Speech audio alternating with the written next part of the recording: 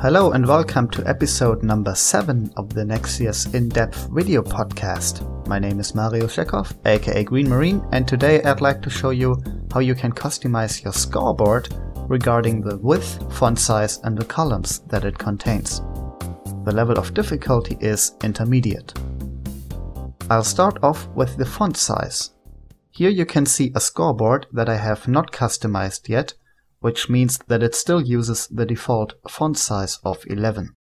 What I'll show you now is something you'll absolutely love when you are someone who is setting his font size to a minimum just to make use of your high resolution of your 10-inch notebook screen.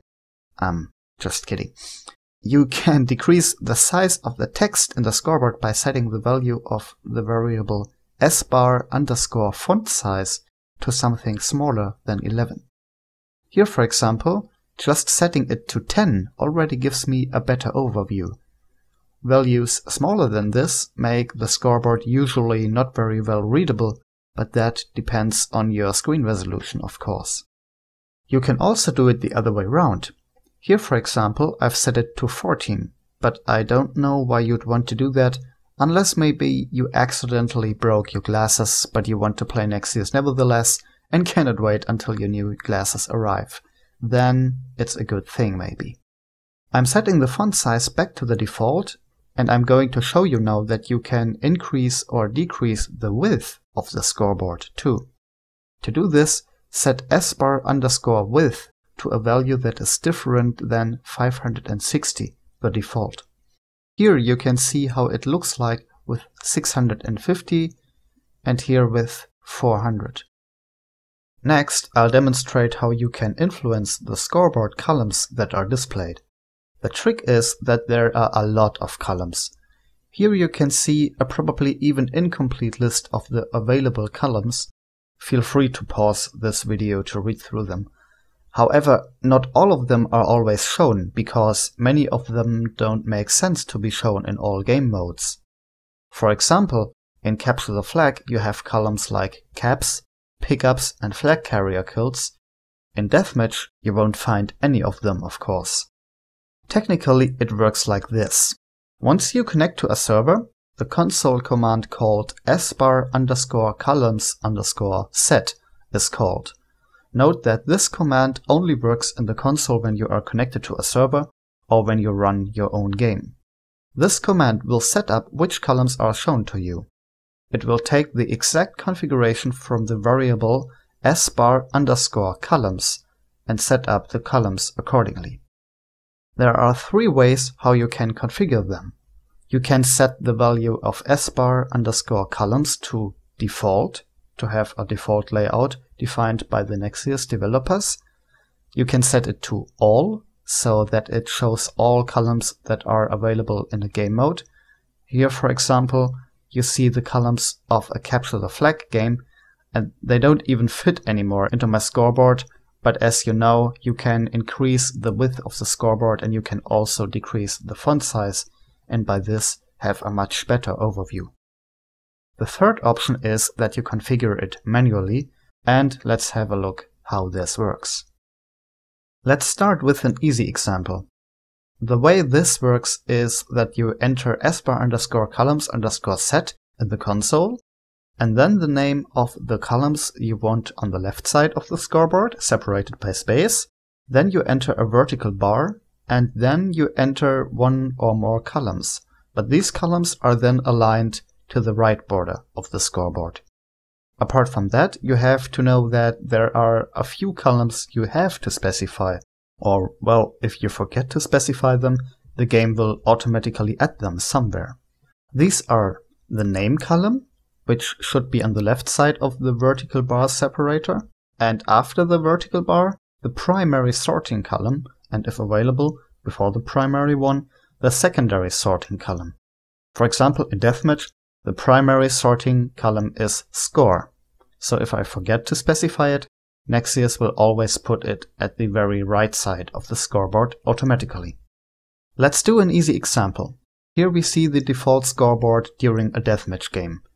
I want to reduce the scoreboard to only have my name and my kills shown, and I want the kills to be aligned to the right side. So I enter sbar_columns_set, then name, then the vertical bar, and then kills. After I did that, I'll notice that the console tells me that I forgot to add the column named score, and I'll notice that it was automatically added when looking at the scoreboard again.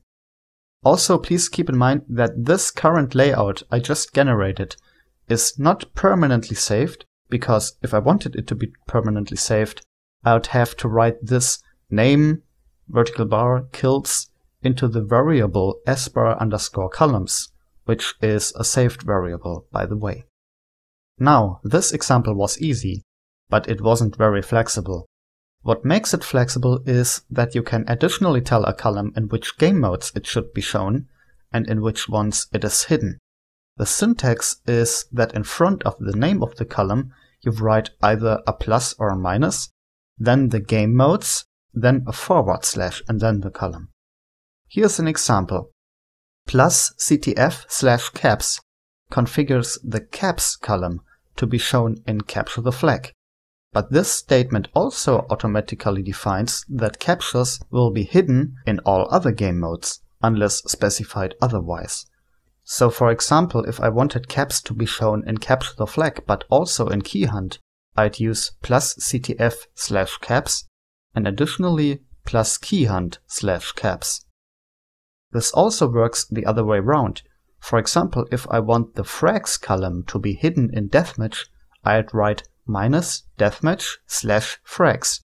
By this, the frags column will be shown in every game mode automatically except the deathmatch game mode. Another trick is that you can specify not only one game mode, but several ones. For example, -race, deathmatch, team deathmatch/frags to hide the frags column in these 3 game modes and show it in all other remaining modes.